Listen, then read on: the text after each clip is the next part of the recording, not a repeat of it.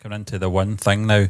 It's music news we're talking about here, and we're going to be talking about our favourite band, the Beatles, because the Beatles. One of the reasons is that we've not really covered the whole last Beatles song that's going to be coming out apparently in a couple of months, because it dropped and we were too busy. I don't think we were doing anything live. That was the problem. We were too busy doing obviously watch along, so we didn't really get a chance to talk about this, John. I was listening to this podcast from a chap called Penn Jillette.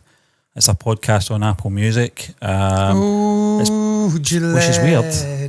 It's weird because it says the internet is rife with rumours stemming from a now deleted episode. I actually listened to the episode. And just to give you an idea, Penn Jillette's podcast. It's one thing I need to start doing, listening to more podcasts. Him and this guy called Taylor, I think his name is, are both US magicians known from television, and they were putting on a series of shows in London. Giles Martin was in the audience, and after the show, Martin met Penn and invited him to come and see the studios at Abbey Road. Lucky bugger. And what happened was, in Abbey Road, Giles took them obviously a tour, and did a playback of the upcoming final Beatles song, which we do think it's going to be Now and Then. Yeah, it is. And he also told them about the upcoming Beatles releases, which we'll get to in a little moment, because that excites me just as equally. Now, this is talking about obviously the Now and Then, and what, according to Gillette, now when I was listening to this podcast, John, so take this with a little grain of salt, it's probably just misremembering stuff. Yeah. I mean, can you imagine first and foremost getting invited to Abbey Road with Giles Martin and try to absorb that information? So we'll let him off the hook here. Sitting with Giles. I would be absolutely buzzing. I would think I was dreaming. I wouldn't be taking everything in that he was saying because I wouldn't believe I was there. But he did mention a few things that I went, that's not quite right. He did say what happened is it's a recording from what Paul got and showed to George in the 80s. It wasn't the 80s, it was in the 90s. Yeah. And there was a few other things as well that were just kind of... But did Yoko not... Did John not write for Paul? Yeah. So is it possible that maybe post John's death that Yoko maybe gave something to Paul? It was the tape. It was... I'll tell you exactly what the meeting was, John. It was arranged... Because they met throughout the 80s, because you've got fucking images you post up in a certain group. The tape that had the 4 songs on it, which was Free as a Bird, Real Love, Now and Then, and Grow With Me, was on a cassette that said for Paul, as you said, John, and it was passed to Paul at John's induction to the Rock and Roll Hall of Fame in 1994. There you go, 94 it was. I think it was. I'm pretty sure it was 94. I can't believe she held on to that for 14 fucking years. Yeah. Now... anyone that knows the story knows that obviously Real Love and Free as a Bird were the releases. Grow With Me actually came out a few years ago with Ringo. Paul on the bass and Joe Walsh, I think, played guitar. So it's got to be Now and Then. It's got to be that. Now and Then. And we've heard versions of it, John. We've heard the raw tape of it, obviously just Lennon and the piano and the static and all that, because it was all locked into the one cassette recording. And I've heard Justin Hawkins. And now we know when they're talking about exactly what they can do. The AI treatment, it's not generating stuff from nowhere. It's what they're going to do is they're going to take Lennon's voice and take that away from the noise and then use that as a new track. That's exactly what he spoke about. He says like it's almost in a sense what you can do with mixing or isolating tracks, but it can do it a lot more clinically. Now there was a part of this podcast that I thought was very funny. Apparently Giles Martin phoned Ringo and said, we need you to play a part on this track. Was he not involved? And Ringo said, I don't want to do it. And Giles said, what do you mean you don't want to do it? You're the Beatles drummer. This is going to be the last Beatles recording. And you're saying you don't want to do it. Okay, I'll do it. So Ringo's on board. So what's happened is, John, George went off the idea. And anyone that's seen that documentary, I think it was the Jeff Lynne documentary, Paul was talking about, George kind of went off. John's writing was getting a bit off at that point. Really, George? Listen to your own stuff. Fighting the forces at the what is it? The fucking can't remember it. Oh, terrible. The forces invitation. I think George could be quite funny at times, and sometimes funny, you know. But apparently there is guitar from George recorded from the anthology. It'll be rhythm. Paul's new vocals. It disappoints me that he didn't do like a lovely sort of clean toned, clean boosted, beautiful little Strat number. Well, I think Paul's stepping in to do the lead on this one. As long as George put down the actual notes for it, and he's just not just that, playing it. His voice is going to be there as well, John. Paul's new vocals have the AI treatment to make him sound younger, which you like. Excites me. You like that, don't you? Yeah, because that's something we've been exploring over the last 3, 4, 5 months since this AI music thing started proper kicking off on YouTube. And there's been a lot of people taking his modern day music, which I'll openly admit I've not listened to anywhere near as much as his 90s going into. Probably I'd say New was the last album I properly listened to. Yeah. They've been taking it and they've been putting the 70s, 80s Macca voice on the actual song using the AI. They've Egypt Station album. Yeah, like 70s, 80s. And it reinvigorates the whole fucking songs. It's incredible. You realise that the man has still got it in terms of the melody, the songwriting.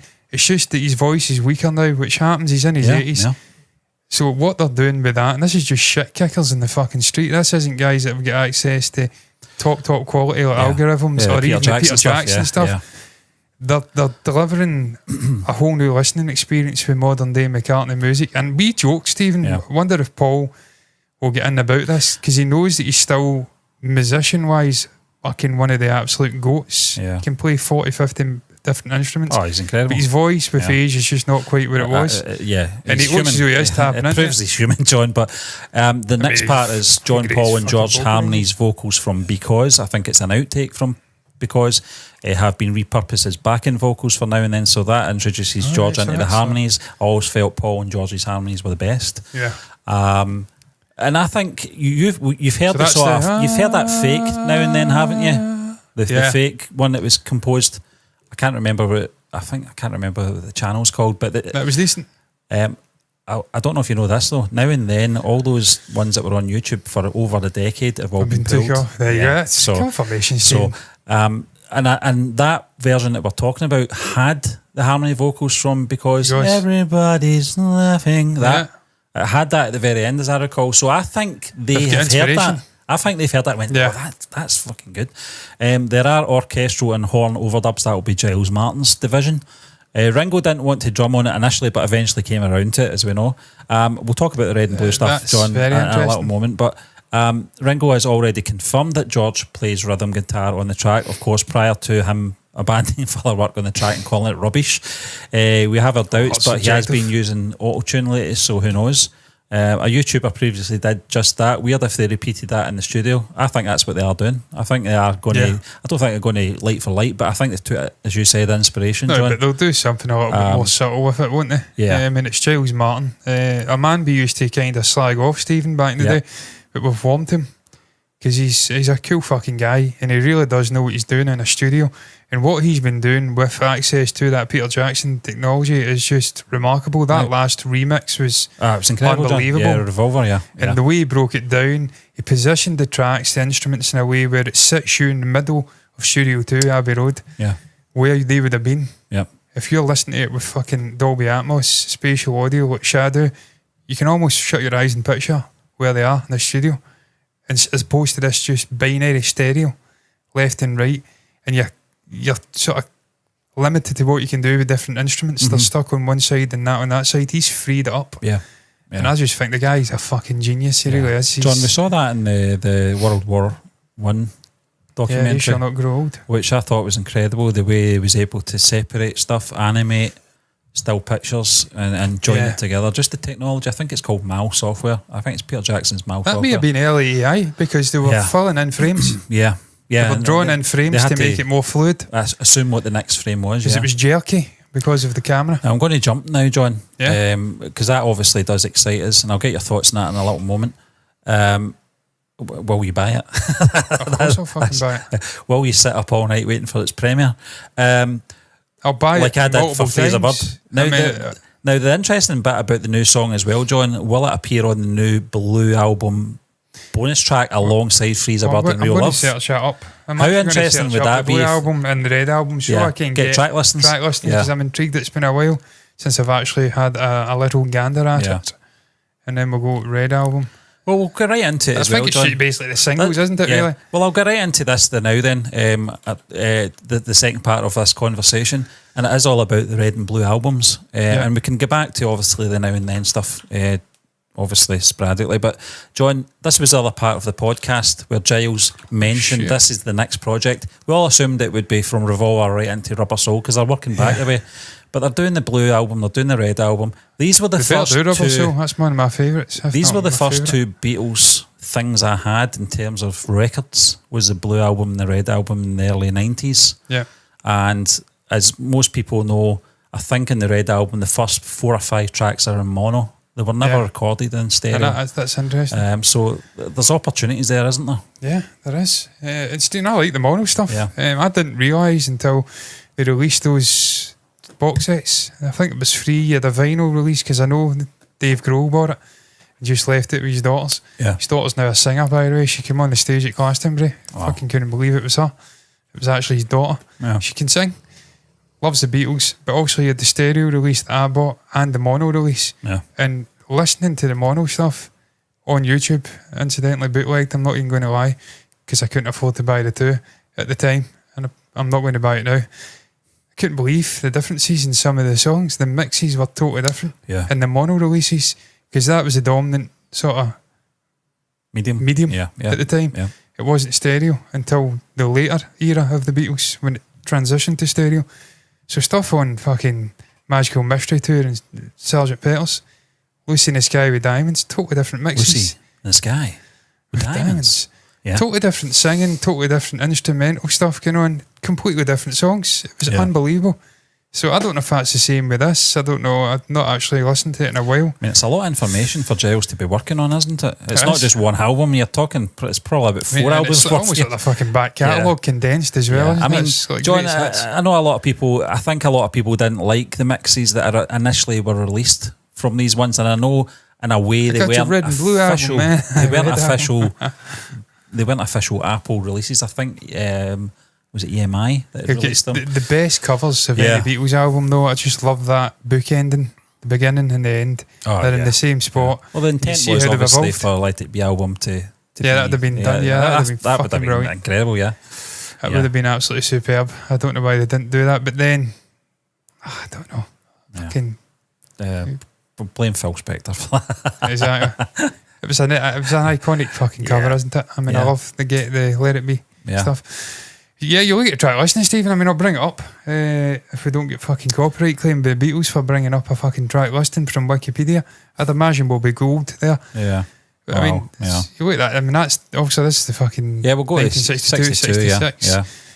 I mean, all the songs you would want to hear are there, and it's just again hearing different mixes. John, a lot of these are on the #1 album. A lot of them are on the Past Masters as well. It's a fresh mix, but it's something different as well. Because I know that obviously "Please Please Me" didn't make it onto. I don't know if it was #1. That's why it wasn't on the #1 album. So I doubt it got to #1. I don't. "Love Me Do" didn't get to #1 here. It must have gotten to #1 in the US for that to be on the one album. But must have been delayed as well. And "Strawberry Fields" is nowhere to be seen on the #1 album. It was a double A side with Penny Lane, but Penny Lane's on it. Have what you doing? Got You Know My Name, Look Up a Number? Because that was a B. That was a B side. No, I don't think so. To Let It Be, wasn't it? Old Brown Shoe, yeah. I can't believe it. I mean, I love Old Brown Shoe. I listen to that daily. That'll be interesting to see the mix on that. Yeah, the bass is fucking god tier. Yeah. And it was Macca. I used to think it was George. Macca on the bass. Yeah. Man was a fucking genius. Picked it up. Didn't even want to play it. Became the fucking goat in the instrument. I mean, John you look at step the fuck aside. I mean, there is ones there like Yellow Submarine, Eleanor Rigby that I think Giles is just going to pick up from the Revolver recordings and just stick them on. Why remix them again? They're already been remixed. Unless it's a different version again, if it's a mono version or whatever, and it's slightly different. Question for you: what "Love Me Do" version will it be? Will it be the one with? Is it? I mean, let me tell you. Is it going to be the Ringo one? It's the one. It was later released. So the one on the album is the Ringo one. It's the Ringo one. The single wasn't the Ringo one, wasn't it? So they're saying single released 62. Later released. I don't know. The single's the non-Ringo version, but I think Ringo will kick up a fuss. Yeah, I think it'll be his. Yeah. What was his name? Andy White or something? He was Scottish, wasn't he? Yeah. He was a Scotsman. What the fuck is that? It's a moth. A moth. Yeah. The Mothman. Stephen, look, just hearing all of these songs, man, I can't wait for them. I mean, I'm hoping he's going to go through the entire sort of discography of the Beatles realistically and do it all. I know as it gets into the earlier albums, it becomes more complicated because they are in mono. Yeah. And what the fuck do you do with that? It tells you there, John. The 1963 "Love Me Do" Fake stereo it's a mix, fake stereo, yeah. which I think was really bad. I think it was a really bad taking the mono and I think they just it wasn't proper stereo. It'll be a fucking test of the technology, and that's for sure, if they can isolate the instruments. Yeah.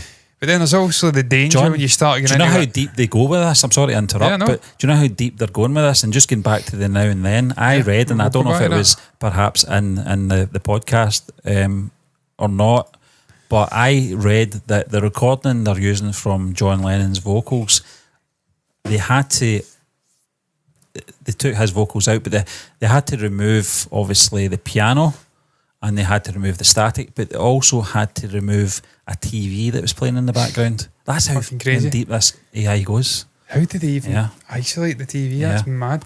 Because I know he was doing like a lot of fucking wacky stuff in the late 70s. It makes you wonder, though, that, you know, in terms of Freeze a Bird, Real Love, Now and Then, and Grow Old With Me, why none of them were on Double Fantasy? They all, round about 1978, these were recorded. Maybe just decided, as you said, tonally they weren't right. Yeah. And he didn't think there were ones that would fit. Maybe he was already thinking we'll get together at some point, because it was almost... Could be, It was near hits, well, near misses with them getting back together. Yeah. Obviously, the Lost Weekend, it was a year in LA. Yeah. Him and Keith Moon and Tooting a Snore in 60. Was it Keith Moon? Yeah, Tooting a Snore in 74, yeah. It was a lot of... I remember John talking about that. He says it was me and Paul were there, but there was another 50 musicians around as well, and they were all looking at us. I would fucking love to have been there. I can't tell you how much. I think it was a rabble, to be fair. No, I'd have loved to have been around in that time. I always say, Stephen, Keith Moon, man, would have been a fucking incredible to go on a night out with. Unbelievable. Guy was mental. I would not try and compete with him. No, I wouldn't compete with him, but I'd enjoy the ride. I tell you that. I wouldn't have lived to see the tale. Tell the tale. But John, man, it puts dynamite in fucking hotel seats, his toilet seats. I mean, it's all good stuff coming out at the moment, and it is. And Stephen, it goes back to what he says after the sort of fucking. I'm always blanking. Get Back. It wasn't Let It Be. It was Get Back. Peter Jackson's Get Back. Yeah. After that, we pondered: is this the end for the Beatles? Is this the last piece of content we're going to get, be it in video format or actual audio format? How much more is it to mine into?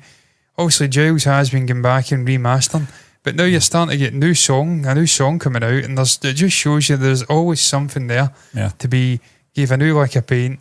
They'll always discover something. Paul's really opened up this fucking what would you call it? Gallery with all his photographs. There's a documentary potentially coming out with that. They're so interesting. Man on the Run is the other one, isn't it? The one obviously after the Beatles, his documentary on that as well. There's so many interesting things happening. There's always stuff coming out relating to them, and the fact they're still relevant all these years later. And someone called it, I don't know who the fuck it was, but they says, I think it may have been a fan or something. They'll still be around. 2 generations on, people will be listening, and they are. Yeah. John, I was just thinking back when you were saying that there as well, in terms of what Giles has been working on. Now, just going back after the Red and Blue albums, which will probably come out maybe next year or something like that, depending on how far he's along. But you've got Rubber Soul, you've got Help, you've got, I think, 4 albums after prior to that as well, 4 or 5 albums. So you're talking perhaps maybe a good decade's worth of stuff still to come out. Still to come out, yeah. So I'll be hitting 60 by that point, which is good, because I want Beatles in my life till I'm not here any longer. I don't want it to end and there's nothing. And Stephen, because there was a long period, John, 1970 to 1992, I think, when the BBC album came out. It was a long period of nothing. It was a long period of Beatles weren't fashionable. Well, you had the BB, the first one, didn't you? And then I get the second one. Yeah. I remember when that released. Buzzing. That's right, yeah. Obviously, Macca's Band on the Run, I think, released as well. And again, there was obviously a lot of legal things going on in the 70s and the 80s that they just could not do anything. You know, obviously they had to see out contracts, etc. But it is a good time to be alive if you're a Beatles fan. Fucking right, it is, Steve. And it's good to see some people are not scared of the technology side of things, the AI side of things. I understand it's a precarious line that they're treading. Yeah. And you can go off and start churning out soulless shite that's got no human touch. But as long as there's a human touch here... Like the Beatles singing Wonderwall. Yeah, exactly. I listened to one the other day. It was fucking haunting. What was it, man? Oh my God, it was fucking terrifying. But there is some good ones Lennon out was there. like, I'm like, the fuck was that? People are saying it was good. What was that? Yeah. What the fuck? It sounded indecipherable from a real song. I'm like, no, it didn't. I mean, there is a good one. I liked the one they did with New, and they added John Yeah. coming in there. You can do what you want. That- Yeah. I loved that. And I loved the stuff from Egypt Station as well. The one that it starts off with the piano. You introduced it to me. I can't remember what it's called.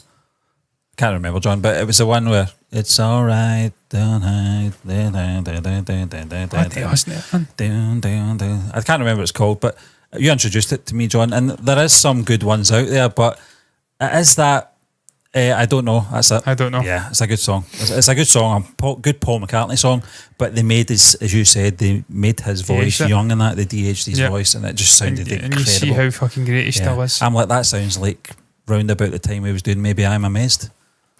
Yeah. That voice that he had at that That point was in his life. best era for me. I'm Yeah, sorry. his Sort of voice just was- post Beatles. I know he was in a depressive state, His but voice was really haunting. Yeah. I mean, even now he Emotional. tries to sing it, and I'm Yeah. like, please don't, Paul. It was straining your vocal range when you were 30.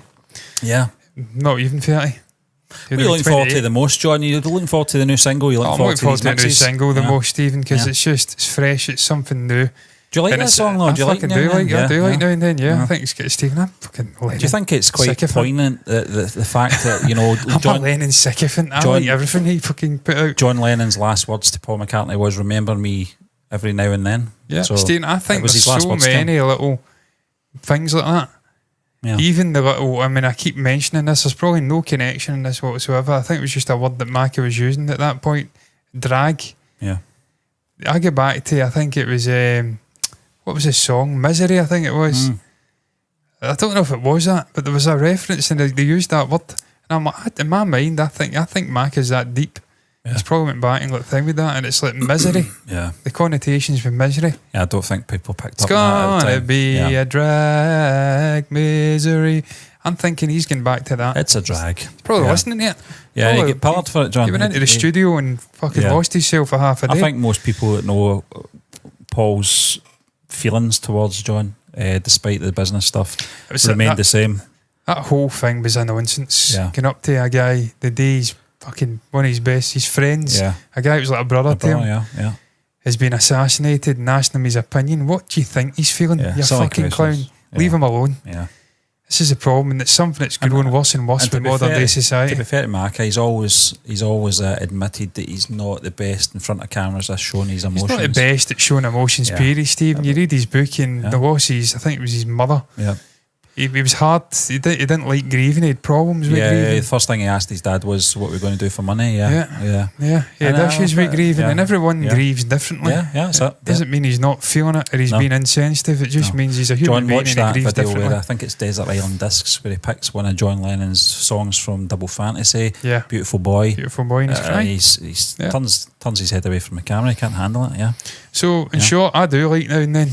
Yeah. George was wrong, as he was about a great many things. They were all That's wrong. another thing I want to about a ask you great many about George though, John. He's vetoed that. Now, they always said the Beatles was a democracy. If one vetoed it, it didn't happen. Yeah, but I mean, John Are you, wanted it to are you okay with obviously Danny and Olivia have gave it the green light? Are you okay with that? Now that George isn't here, who didn't green light it, I mean, it's a and democracy. his wife and they're the estate, aren't they? They manage the estate of George Harrison now. They've okayed it. So But it's still a democracy, Stephen, because John obviously wanted it because he wouldn't have wrote for Paul. yeah, So he obviously had visions of something getting done with it. Also, Ringo's okay with it. Mac is okay with it. Yoko's okay with it. Yoko's okay with it. So she's like the sort of front for John. Yeah, I think it's Sean. Now, Sean's but, yeah. clearly okay with it. And if Your Danny's pal okay, Sean, yeah. I fucking like Sean Lennon. I think Yeah. he's an absolutely class guy, cool Yeah. as hell, just the epitome of New York. Yeah. Something, him and Mark Rebier, they're the two guys I think of when I think of New Timothy York. Chalamet. Timothy Chalamet, Bob Dylan. I know he's from Duluth, but he went to Yeah. New York. Yeah. They are what New York is for me. The artistic, the music scene, that is New York. You show me Sean Lennon with a tank top playing fucking Intuition on a guitar, and I'm like, that's fucking New York. Yeah. He's a cool Yeah. guy, fucking Yeah. brilliant guy. And these weird little fucking creatures who hate on him in certain spheres of the internet. How can you hate Sean Lennon? Because It's his bizarre. mother, I know. Because of his mother. Yeah, I don't have an You issue hate his with. mother. I don't bother about. I don't mind Yoko. I'll be honest with you. I don't mind her at all. I don't think she's a saint or an angel in the whole story or anything There like definitely that. is. She's definitely had manipulation and stuff like that. But in the grand scheme of things, she's not fucking Hitler. Do you know what I mean? There's definitely a passive racist thing going on with Asian culture. I love the way that the Beatles portrayed her. Grandfather invented World War II, and Yoko thought that was hilarious. Yeah, but there's definitely a malevolence in Western society when it comes to Asians and Asian culture. It's tolerated by some, and I'm fucking sorry, it's not tolerated by me. No, it's a disgrace. Shut the fuck up. They really need to have a look at themselves. They really do. I need to have a look at themselves. But yeah, I'm looking forward to now and then. I really am. I'm looking forward to, and it is now and then, I'm looking forward to hearing this, taking it, hearing Macca. Hopefully, Macca's voice just seems to be perfect. The older voice getting done as a younger version, that's the one thing that's good in all these sort of crummy. And is Giles Martin the man to carry it forward, John, the legacy of the Beatles? Yeah, absolutely, the man to carry it forward. Yeah, he's a fucking cool guy, a wizard at these sort of mixing desks. Yeah, he worked with his dad on the Love album. His dad, it's a continuity. Yeah. So the Love album was amazing. It was, that. I mind you buying that back in the day. Oh, listening to that in the car, fantastic. Absolutely outstanding. It was surround sound, wasn't it, at the time? Yeah, that's right. Yeah.